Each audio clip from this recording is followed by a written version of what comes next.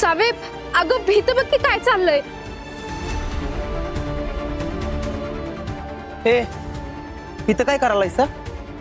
हा दादागिरी करायला आलाय? ए, कोण आहेस तू? हा बाजूला हो, एक दणक्यात जीव जाईल. स्वतःचा जीव वाचव, ही शाळा पडणार आहे.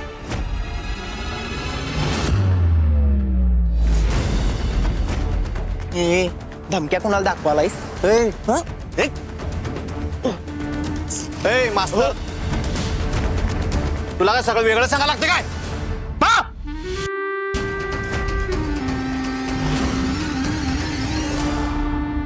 सावे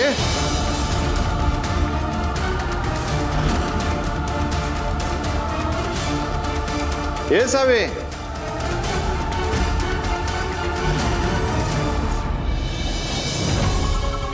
सावे काही झालं तरी शाळेत जे चाललंय ते भाऊंना आणि आईला कळता कामा नये. चला शाळेत जायचंय ना वा. मी तयार आहे. मी ऐकलंय बरं सगळं.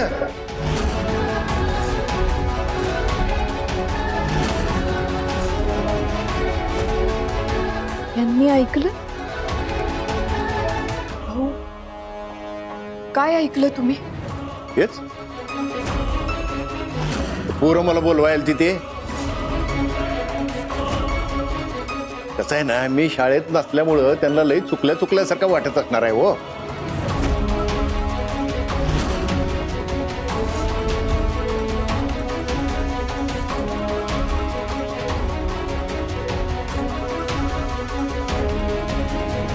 अरे तिच्याकडे का बघायला लागलीस? खरं तीच सांगतोय, पोरांना बघितलं नाही ना तर मला अजिबात करमत नाही बघ. त्यासनी बघितल्याशिवाय डोळ्याला डोळा लागायचा नाही माझ्या. चल चल चल.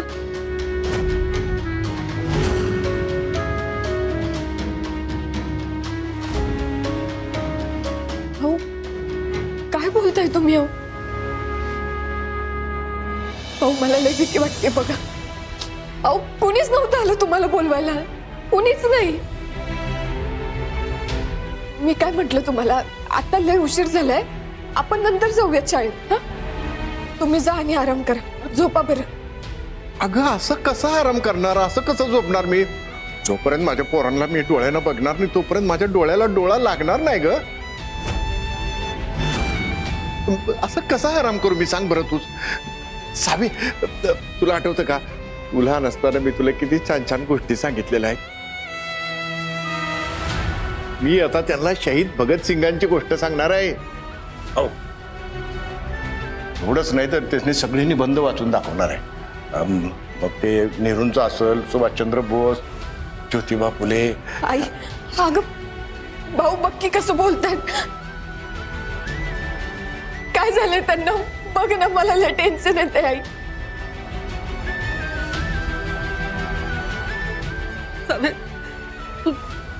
तू शाळेत जा. तिकडे जर अजून काही झालं ना तर भाऊंना अजून त्रास होईल का? आताच नाही. तू तू जा शाळेत. हा तू भाऊंची काळजी नको करूस. आम्ही होत नाही इथं. तू शाळेत जा. केतन, ए केतन. आलो आलो. काय झालं? अरे तू कसा धावत पडत आलाय? अगं चल ना, उशीर व्हायला लागलाय. शाळा मोठी करायची, शाळेतली पोरं मोठी करायची आपल्याला. खूप शिकले पाहिजेत. आणि तुला सांगतो, माझ्या डोक्यात एक खूप छान कल्पना आलेली आहे.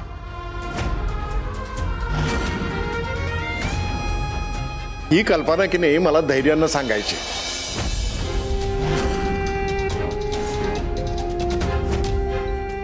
मला सांगतो, धैर्यानं लय आवडणारी ही कल्पना.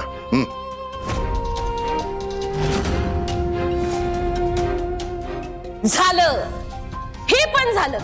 त्या धैर्य मुजुमदारनं आपल्या आयुष्याचं वाटोळ केलं, भाऊची अशी अवस्था केली, आणि आता भाऊ त्यांचंच नाव घ्यायला लागलं.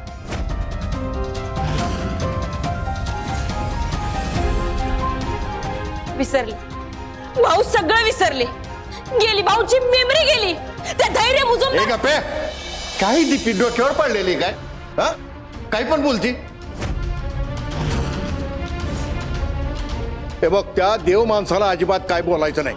त्यांच्यामुळेच मी निर्धास्त आहे.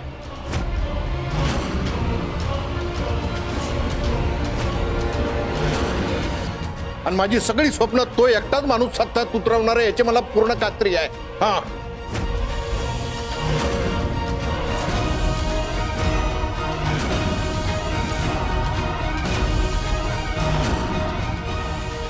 असं नका करू. पोरं वाट बघत असतील तिकडं. माझ्याशिवाय करमायचं नाही त्यांना. चला चला चला.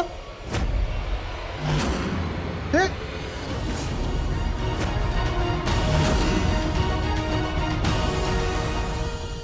ए सकाळी सांगितलेलं डोक्यात गेलं नाही वाटतं म्हणून परत आलायस. होय, तुला एकदा सांगितलेलं कळत नाही, नाही तर शाळा पडेल ना, त्यात तुम्ही पण खपाल.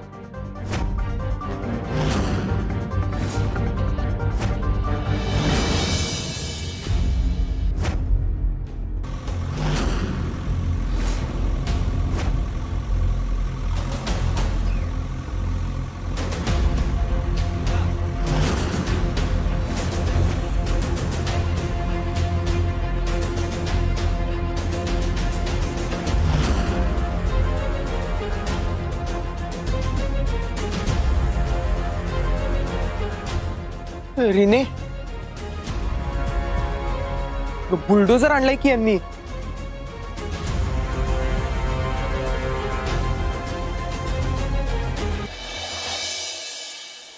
सावीला हे सगळं सांगायला पाहिजेत लवकरात लवकर, नाहीतर काय होईल ना पुढे याची कल्पना नाहीये आपल्याला.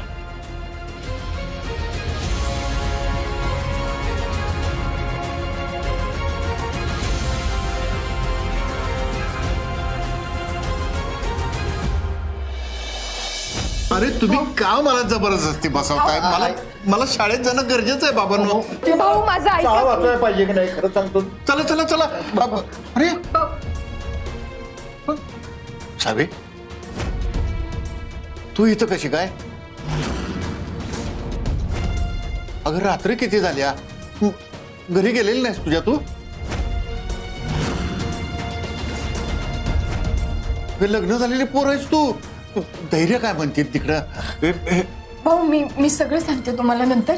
तुम्ही आता आराम करा, आपण नंतर जाऊ शाळेत. हा अरे मला कसली धाड भरली. शाळेत जाणं गरजेचं, शाळा वाचवायची मला बाळांनो.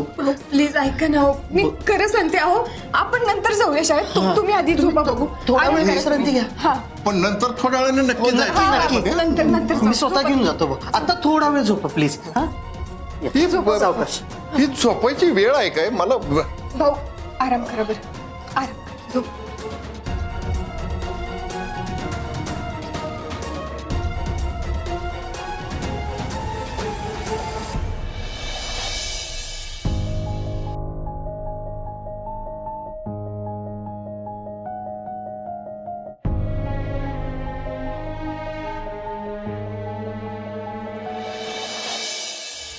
अरे देवा,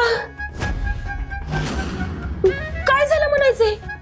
भाऊ जर नीट नाही झाले तर? मग कसं व्हायचं? आपण त्यांना बरं कसं करायचं? भाऊंना खरंच फार याडबीड लागलं का काय? प्लीज, आता कुठं भाऊंना झोप लागल्या आणि काय काय सारखं येड लागल. तुझ्या या फालतूपणामुळे की नाही आता आम्हाला येड लागायची पाळी आल्या.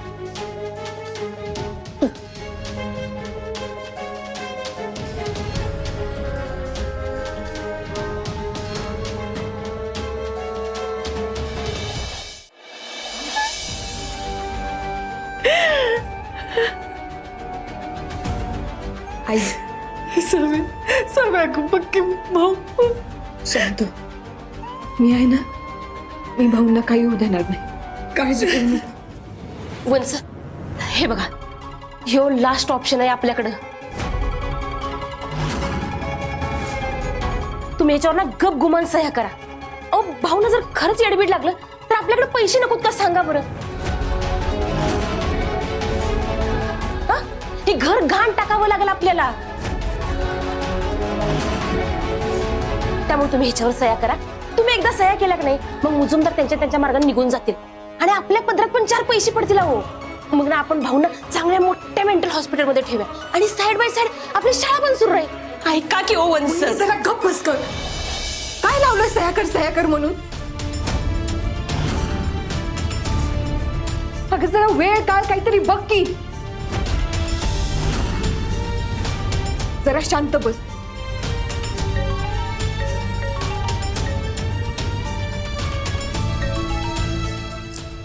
हॅलो, हा रिने. हॅलो सावेब, कुठं आहेस अगं तू? अगं लवकर ये इथं. ही लोक बुलडोजर घेऊन आल्यात आणि शाळा पाण्याची धमकी द्यायला लागल्यात. काय? लवकर ये तू पहिलं.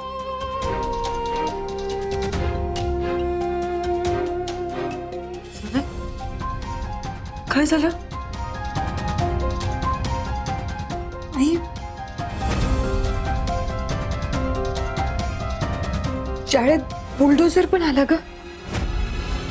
काय?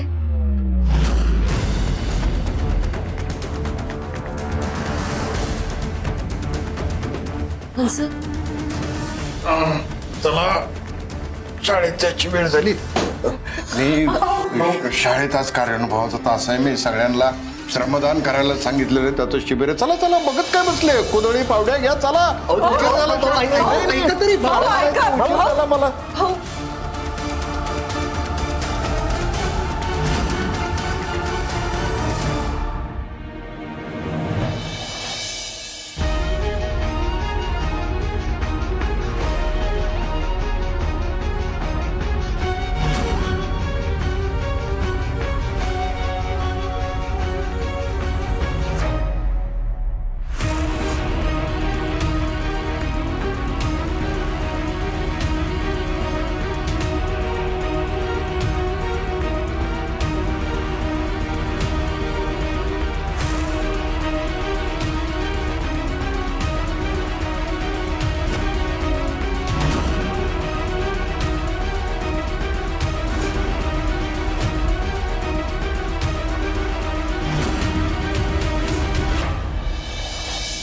थांबा.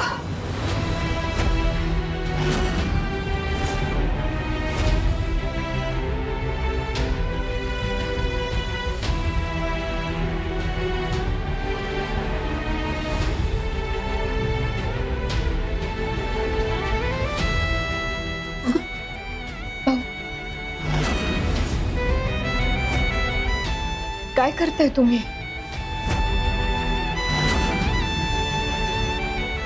माझ्याकडे बघा. आज शाळेत श्रमदान आहे ना, असंच सांगितलंय ना तुम्ही पोरांना? मग मी शाळेत जाऊन त्यांच्याकडनं श्रमदान करून घे. तुम्ही इथंच थांबा.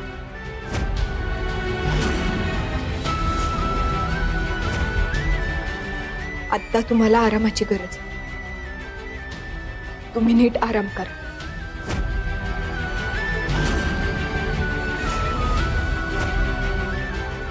किती उशीर झालाय बाहेर बघितलं ना तुम्ही? झोपा. जा.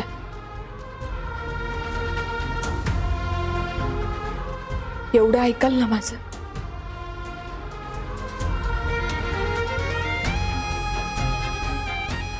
जा. दादा, या भाऊ, या.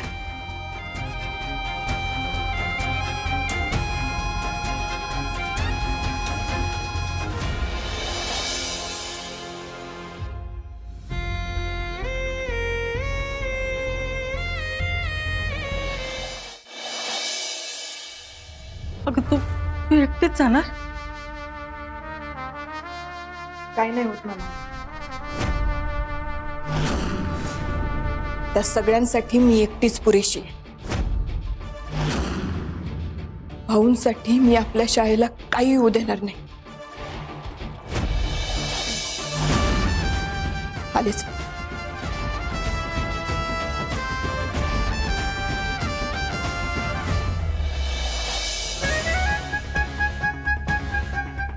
आत्ता सुद्धा या सह्या न करताच गेल्यात. जाऊ दे, खरं किती वेळ अजून करायच्या ठेवणार आहेत. आजच्या दिवसात मी यांच्याकडनं या डिवोर्स पेपरचं सह्या घेतेच का नाही बघ.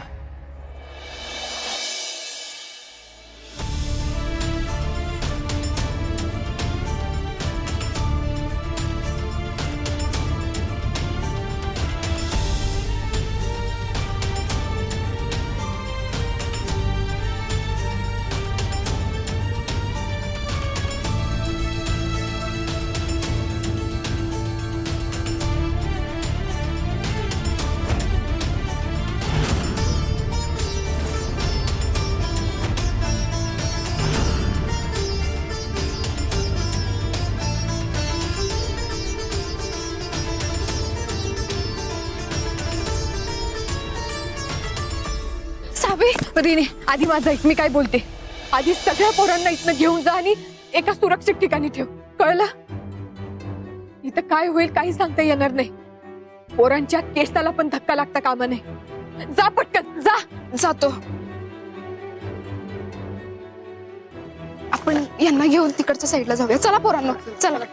चला.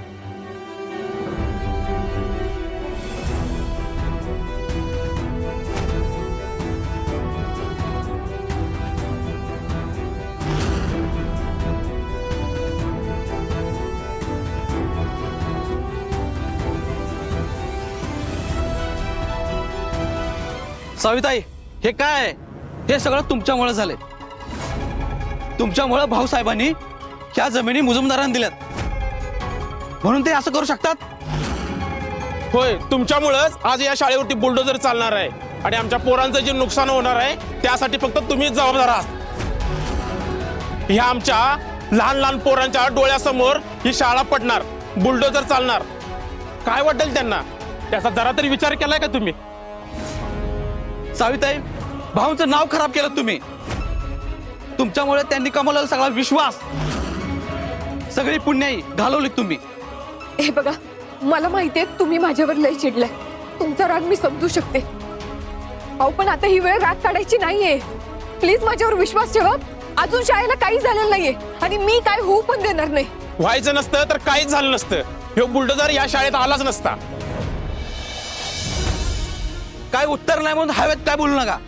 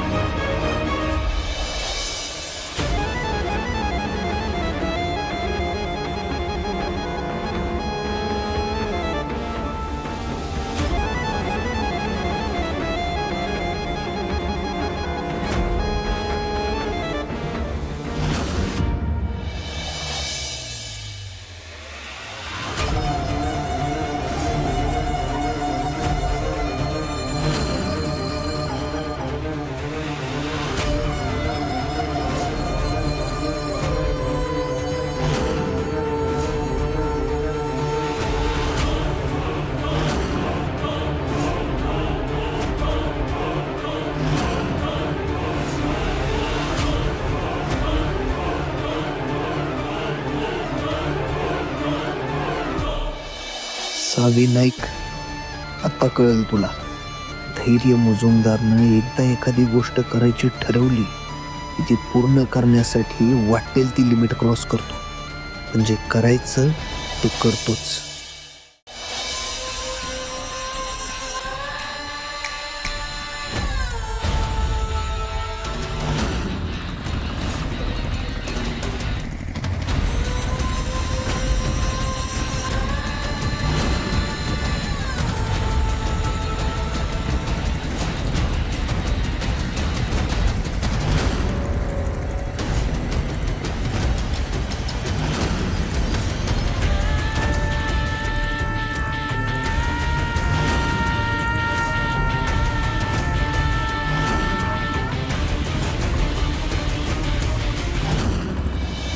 साविताई, हे सर्व तुमच्यामुळे होतंय. तुमच्यामुळे शाळेला काय पण झालं ना, ही सर्वस्व तुमची जबाबदारी आहे. चला रे. ऐका ना माझं. अहो असं करू नका प्लीज. मी हात जोडते. अहो थांबा ना. अहो ऐकून तर घ्या. अहो असं करू नका प्लीज.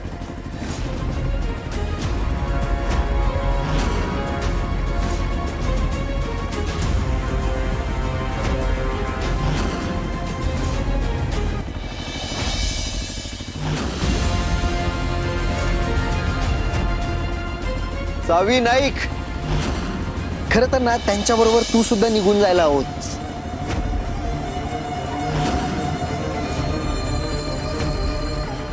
इथं थांबून काही उपयोग होणार नाहीये. ही जी शाळा आहे ना, ती वाचणार नाहीये.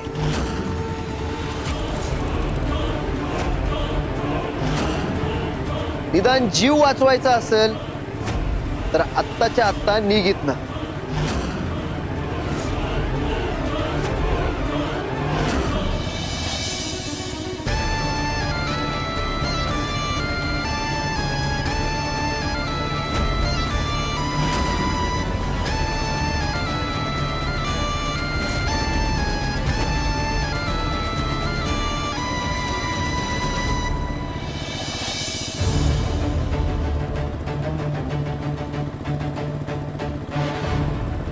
तुझ्या पोकळ धमक्यांना घाबरणारी नाहीये मी.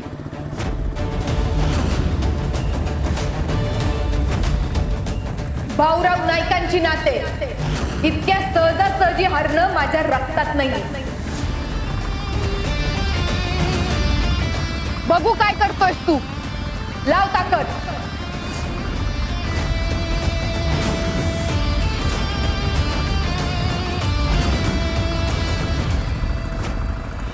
शेवटची संधी देतोय तुला. निघित ना.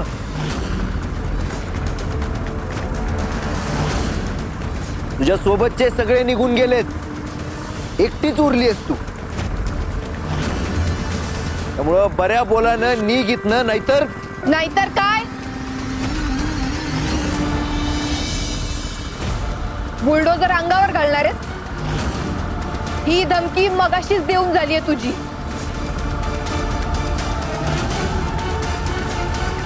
आणि राहिला मुद्दा मी एकटी असण्याचा. जरी सत्य एकटं असलं तरी ते दुबळं नसतं.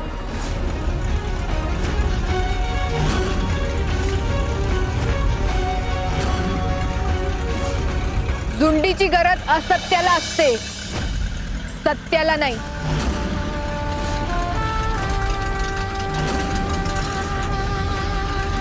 असेल हिम्मत तर चालव बुलडोजर.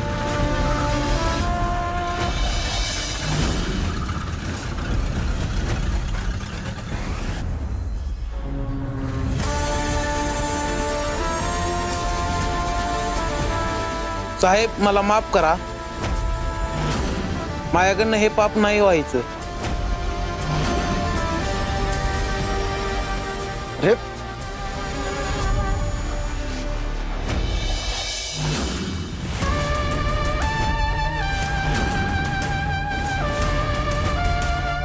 आणि तू जी एवढी मोठी झुंड घेऊन आलाय त्याचा काय उपयोग झाला रे.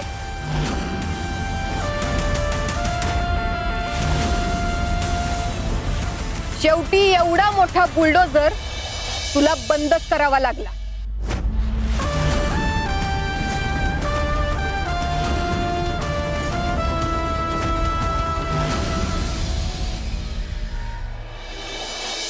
दादा कुठल्या मातीनं बनली रे.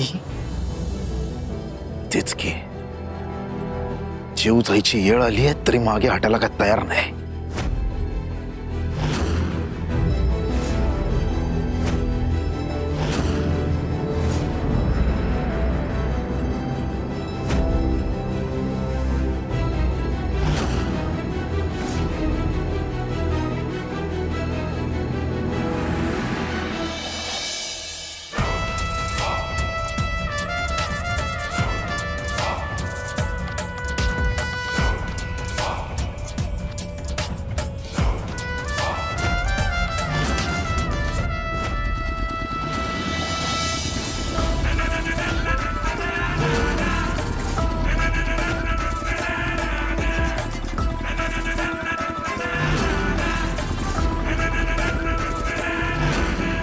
धैर्य घ्या बुलडोजर पुढे.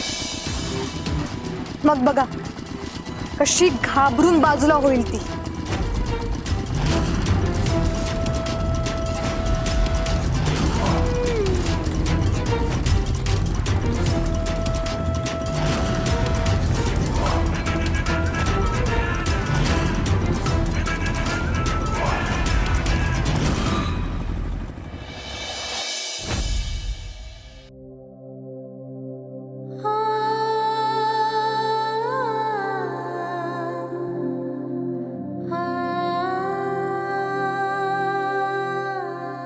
देवी आई,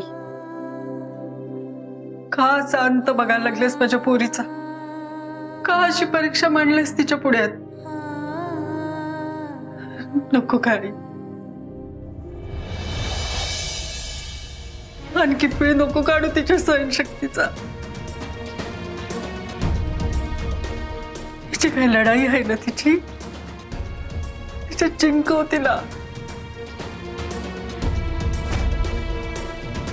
तुमच्या शाळेवर जे काही सावट आले ते पण दूर कर ग आई, दूर कर.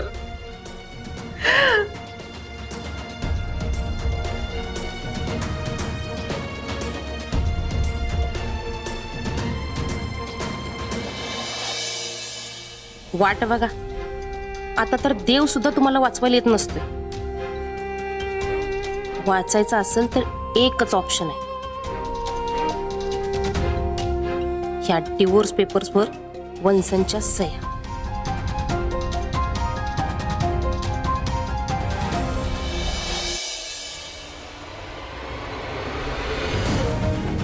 हे तेच धैर्य आहेत जे घर पाडताना बुलडोझर समोर उभे होते, आणि आज तेच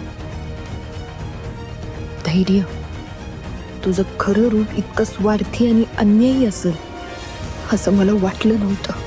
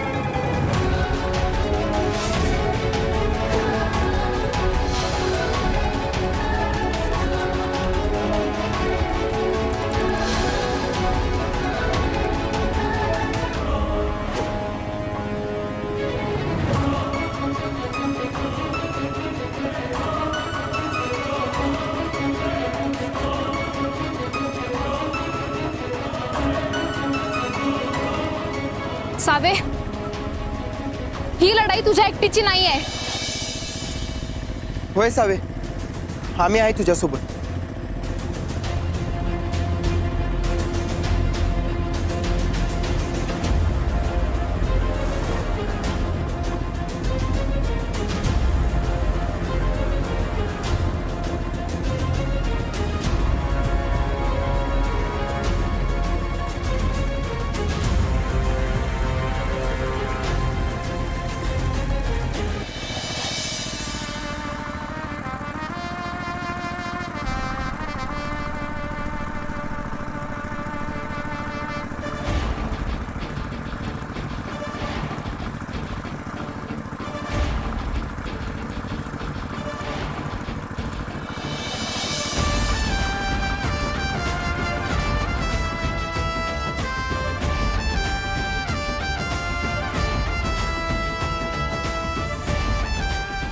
एवढी सगळी माणसं कुठून आली इथं? एकदा का शाळा पडली तर आपण काहीच करू शकणार नाही. अहो, पोरांचं शिक्षण बंद होईल. हे सगळं माझ्यामुळे झालंय, मग आता मीच या सगळ्यातनं मार्ग काढणार.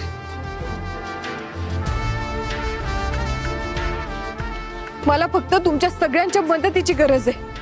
आपण एक राहिलो तर कोणीच काही बिघडू शकणार नाही. ही शाळा जितकी भाऊंची आहे तितकीच आपली पण आहे. खरं नेमकं आपण करायचं काय? त्या सगळ्यांना एकीचं बळ दाखवून द्यायचं. त्यांना सगळीकडनं प्रेशराईज करायचं. मी इथं त्यांना अडवते, तुम्ही ही बातमी अख्ख्या कोल्हापुरात पसरवा.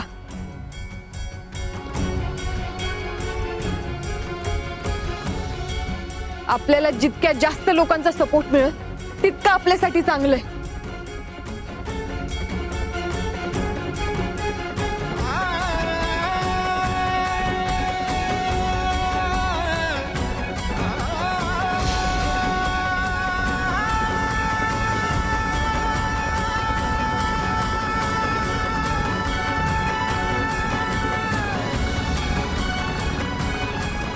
काय झालं मुजुमदार? बुलडोझर मधलं तेल संपलं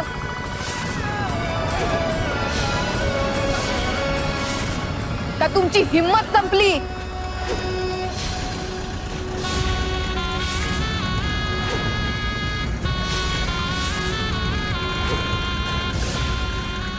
नाही, बुलडोझर तसाच जागी उभा आहे ना म्हणून विचारली. याला म्हणतात सत्याची ताकद.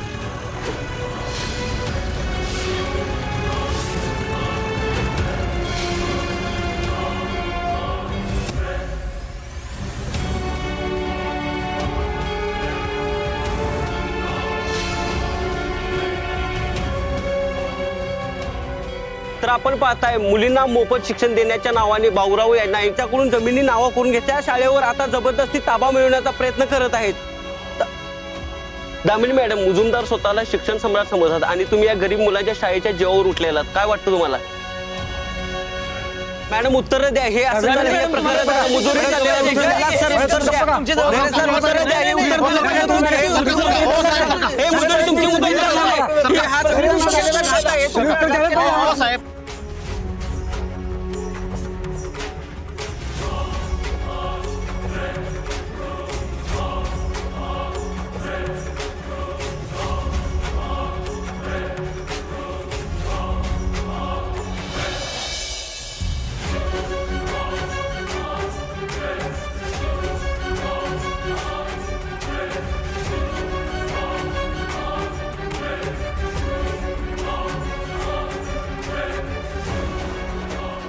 आपण बघू शकताय स्वतः धैर्य मुजुमदार बुलडोझर चालवत आहेत.